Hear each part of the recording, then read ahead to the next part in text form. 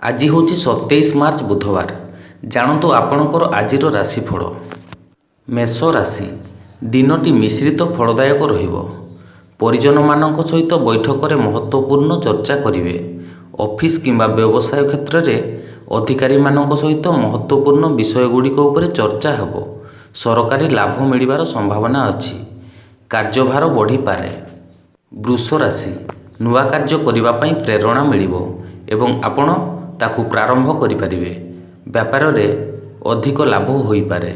ସ୍ୱାସ୍ଥ୍ୟ ଭଲ ରହିବ। ମିତ୍ରମାନଙ୍କ ତରଫରୁ ଶୁଭ ସମାଚାର ମିଳିବ। ଯାତ୍ରା କରିବାର ସମ୍ଭାବନା ଅଛି। ମିଥୁନ ରାଶି, ମନରେ ନକାରାତ୍ମକ ବିଚାରକୁ ଆସିବାକୁ ଦିଅନ୍ତୁ ନାହିଁ। ନୂଆ କାର୍ଯ୍ୟର ପ୍ରାରମ୍ଭ କରିବେ।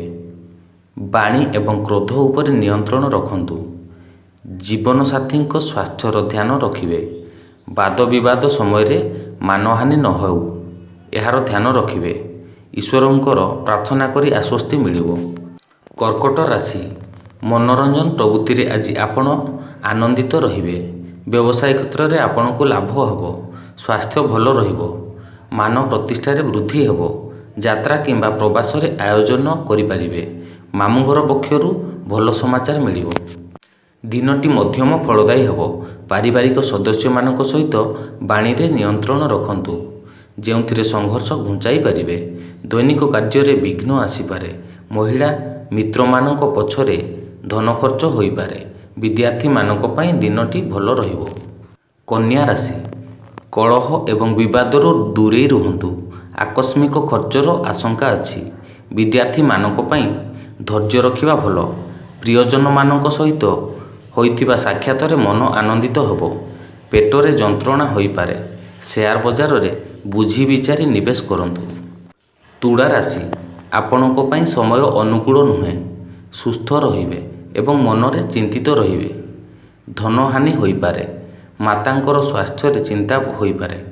ନିକଟ ବନ୍ଧୁମାନଙ୍କ ସହିତ ଝଗଡ଼ା କିମ୍ବା ବିବାଦର କାରଣରୁ ମନ ଦୁଃଖ ହୋଇପାରେ। ବିଛା ରାଶି, ଆଜି ସମ୍ପୂର୍ଣ୍ଣ ଦିନ ଆପଣ ପ୍ରସନ୍ନ ରହିବେ। କୌଣସି ନୂଆ କାର୍ଯ୍ୟର ପ୍ରାରମ୍ଭ କରିପାରିବେ। ସାଥୀମାନଙ୍କଠାରୁ ସୁଖ ଏବଂ ଆନନ୍ଦ ପ୍ରାପ୍ତି ହେବ। ମିତ୍ର ଏବଂ ସ୍ୱଜନମାନଙ୍କର ଭେଟ ହୋଇପାରେ। କୌଣସି କାମରେ ଆଜି ଆପଣଙ୍କୁ ସଫଳତା ମିଳିବ। ଆର୍ଥିକ ଲାଭ ଏବଂ ଭାଗ୍ୟ ବୃଦ୍ଧିର ଯୋଗ ଅଛି। ଧନୁ ରାଶି, ଦ୍ୱନ୍ଦ୍ୱର କାରଣରୁ ନିର୍ଣ୍ଣୟ ନେବା କଠିନ ହେବ। ମନରେ ବ୍ୟଗ୍ରତା ରହିବ। ପରିଜନମାନଙ୍କ ସହିତ ମନମାଳିନ୍ୟ ନ ହେଉ ସେଥିପ୍ରତି ଧ୍ୟାନ ରଖିବେ। କାର୍ଯ୍ୟରେ ଅପେକ୍ଷିତ ସଫଳତା ନ ମିଳିବା ଉପରେ ନିରାଶ ହୋଇପାରେ। କାର୍ଯ୍ୟଭାର ବଢ଼ିପାରେ। ନିରର୍ଥକ ଖର୍ଚ୍ଚ ହୋଇପାରେ।